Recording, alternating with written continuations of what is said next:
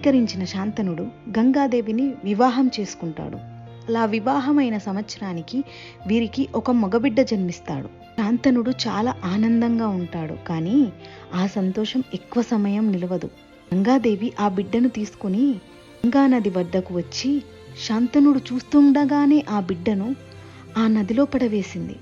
శాంతనుడు గుండె భారంతో గంగాదేవిని ఎందుకు అలా చేశావు అని అడగబోయాడు. కానీ వివాహానికి ముందు ఆమెకు ఇచ్చిన మాట గుర్తొచ్చి మౌనంగా ఉండిపోయాడు. తర్వాత గంగాదేవి గర్భాన్న ఒకరి తర్వాత ఒకరు 6 జన్మించారు. వాళ్ళందరినీ కూడా గంగాదేవి అలానే నదిలో పడవేస్తుంది. గంగాదేవి అసలు తన బిడ్డల్ని నదిలో ఎందుకు పడవేస్తుంది?